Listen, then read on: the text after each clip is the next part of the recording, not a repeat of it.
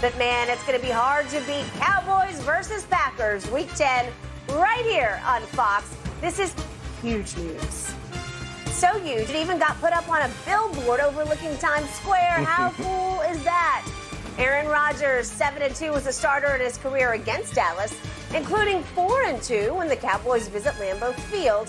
And, hey, who can forget the infamous Des Caught It playoff game?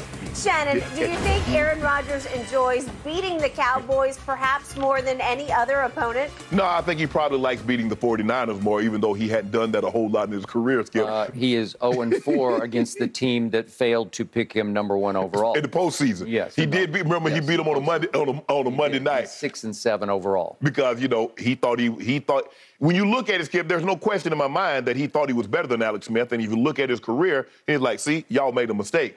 But it brings me great pleasure for Aaron Rodgers to beat the Cowboys because it brings you so much pain. Because you come out here every week walking on clouds talking about my Dallas Cowboys, and we did, and we gonna do it, and we unjinxable this year, Mr. Sharp. You sit over there, and we gonna, yeah. Hall of Famer. Yeah, all those things. Yep. So it brings me so much joy to see Aaron Rodgers put that foot in your butt, and then you come over here and talk about you was done with McCarthy, you done with the previous Jason Garrett, you've been done with all the coaches. And it doesn't matter because it's going to happen again, and I love it. You think Jimmy would come back and coach us? No, Jimmy's not coming back to coach. But Skip, this goes back. I mean, if you think about the Ice Bowl, and that's one of the classic games, the coldest game NFL recorded, but Skip, it still came down to a play.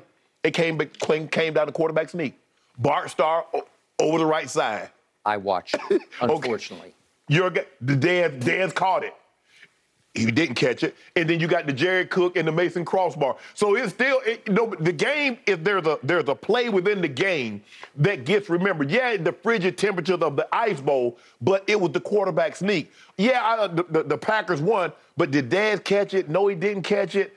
They changed the rule. What is a catch and what isn't a catch? They changed the rule from that point. And then he went to Jared. And then, as you said, Mason crossbar, the uprights over here, he kicks the ball over there and somebody... I don't know how. I've never seen anything like it before. It dove in there.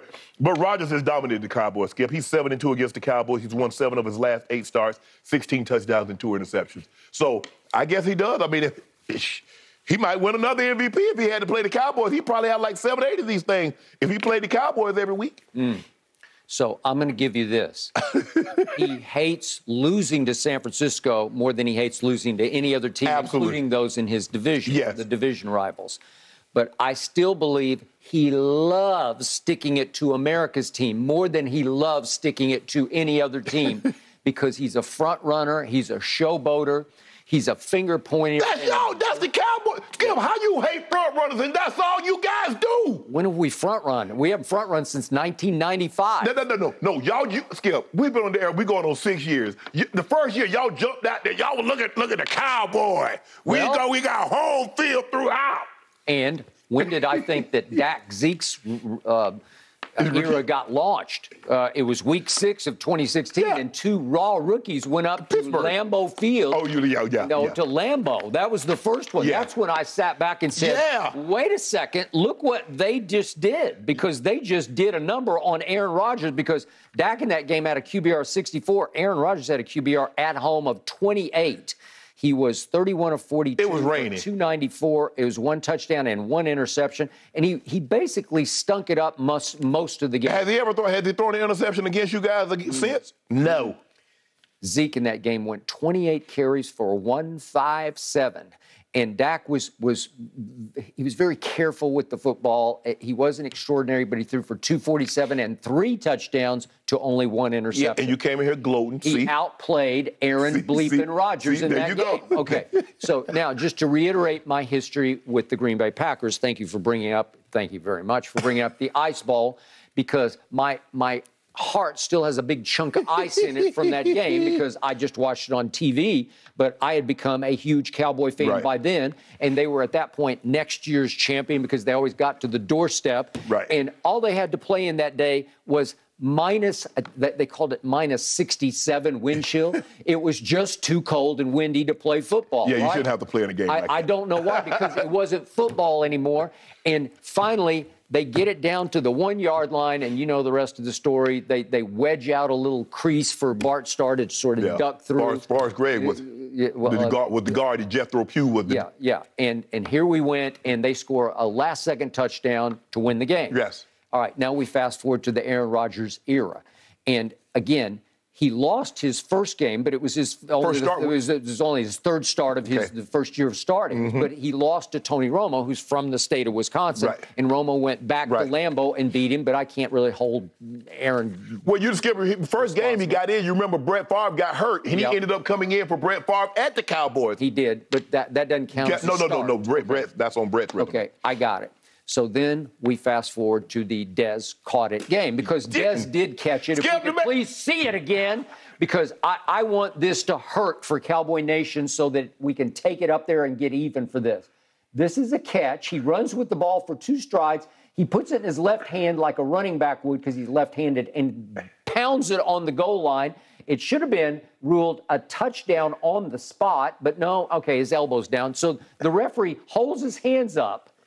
He didn't know touchdown and marks him down. Okay, I'll buy that at the 1 yard line. And what did McCarthy do? It's a 31. And here is the coach, known for his mismanagement in Dallas, who suddenly has the presence of mind to challenge. Yes. And somehow he wins. He won it. You know what happened? The league office got involved. I don't understand you. They just didn't want Jerry to advance. So they pulled what they pulled with the Raiders and the Patriots. Yeah, they did. They pulled a tuck rule call. It came from on high. It came from Madison Avenue, and they said, I think we're going to overturn this one. That was the Calvin Johnson rule. If a receiver leaves his feet, goes to the ground, he must maintain possession throughout the entirety. So in other words, if you go to the ground, you got to stand up and hand the official the ball. Okay, he had controlled the football. He ran for 2 strides. He put it in his left hand because he's left-handed, and had such control that as he went to the ground, he slams it on the goal line. That qualifies as CATCH, catch. Dez caught it. And again, just for the record, that was a 4th and 2 play. Yeah. Romo actually made a clutch throw because it was right on the button. Right. And it should have been a 31-yard gain, but it's 4:42 left in the game. If you score a touchdown, you're ahead by 1. If you go for 2, you'd be ahead by 3. So the score is going to be either 27-26, or if you fail on the 2, it's going to be 27-26. But if you go for 2 and make it, it's 29-26. But you do. Hold on, say that again. How much time was on the clock? 4:42. Did the Cowboys get the ball back? No. The Packers ran the time off the clock. Okay. We would have stopped him. We would have won the game because we were holding him down all game long because he was, quote unquote, limping on a bad calf. Skip, you do realize if you'd have stopped him, you could have got the ball back. Y'all turned the ball over on downs with 4:42 left. The Packers never gave you the ball back. So what do you mean you were going to stop him? You couldn't stop him to get the ball back for your offense. He nickeled and dimed us down to nothing. And in the end, all I know is we beat the Legion of Boom at the Legion of Boom during that regular season. So we would have had to go back up there for the NFC Championship game. We would have won it. We would have won it because we felt good about that, because some teams just match up well. We matched up well with those guys. Think about it. When the Packers beat you guys in the playoffs his rookie year, y'all had just went to you said in week 6 you went to Lambeau Field and beat Green Bay. They came to your place and beat you. You automatically assume because you beat Seattle early in the season, well, we was going to go right back up there and beat them again. How does that make sense when you beat the Packers and they turn around and beat you? So now let's fast forward off that game, because everybody except you knows that you're the only one in the world holding that out. Everybody knows the one to catch. All right, so now we go to one at Lambeau, and here comes Aaron Bleepin Rodgers to Jerry World, because we're the 1 seed. Number 1 seed. We are the 1 seed, and we had a week off, and we rested the starters, so we took way too much time off, and we weren't quite ready to play. But then my man, Dakota Rain Prescott, he reigned supreme after that, because he brought them all the way back to a 30-30 tie, right? Why were you down 21-3 at one point? What was Dakota Rain Prescott doing during that time?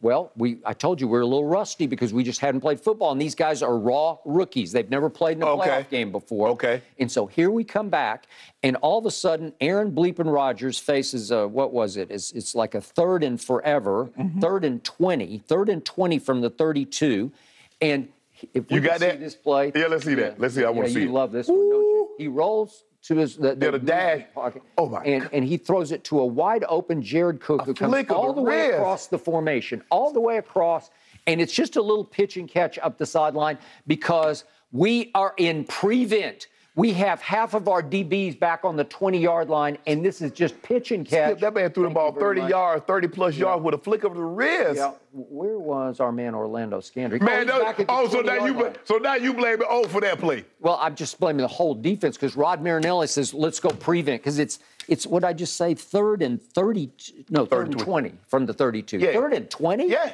And he completes that? Completed it. Okay. Now could we see the 2 field goals? Because there was one at about 1:11 left, and then there's one for the game winner. But the first one is 56 yards.